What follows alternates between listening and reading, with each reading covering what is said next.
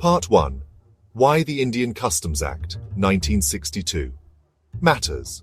The Indian Customs Act of 1962 is a really important law. It controls how things are brought into and sent out of India. This law makes sure trade is smooth and fair. It also helps protect our country's money and safety. The Act sets clear steps for businesses doing international trade. It explains the rules for importing and exporting goods.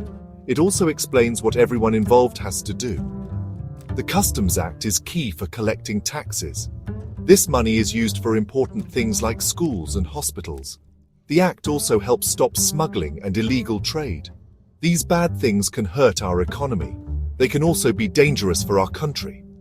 So the Indian Customs Act of 1962 is super important for controlling trade. It makes sure things are fair, collects taxes, and keeps our country safe. Everyone doing business needs to know and follow this law. Part 2. Trading Right: How to Import and Export. The Indian Customs Act of 1962 explains how to import and export things the right way. These steps make sure trade is smooth and legal. Let's look closer. To import things, businesses need to file an import manifest, called an IGM. This paper lists all the things being imported. They also need a bill of entry. This paper gives details about the goods and how much they cost. When exporting, businesses must file an export manifest, called an EGM. This paper lists everything being sent out. They also need a shipping bill. This paper gives details about the goods, where they're going, and their value.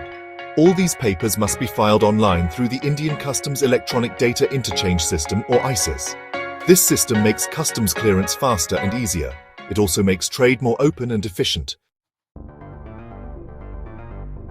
Part 3. Calculating Duty: How it works. The Indian Customs Act 1962 explains clearly how to calculate customs duties. This involves finding out the value of the goods and using the right tax rates. Customs duty is based on the value of the goods being imported or exported. The Act gives different ways to figure out this value. The most common way is the transaction value method. This uses the actual price paid for the goods. Once we know the value, the right tax rate is used. Tax rates are in the Customs Tariff Act of 1975. These rates are different for different types of goods.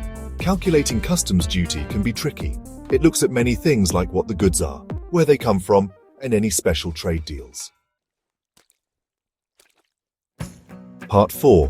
What happens if you break the rules, penalties and appeals? The Indian Customs Act 1962 has strict penalties if you break the rules.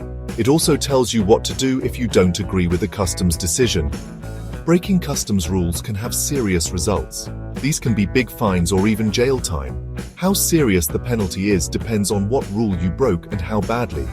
But the Act also lets you fight back if you think something is wrong. If you don't agree with a customs decision, you can appeal. The first appeal goes to the Commissioner Appeals. More appeals can go to the Customs, Excise and Service Tax Appellate Tribunal, or CESTAT, and finally to the Supreme Court of India. This system makes sure everyone gets a fair chance.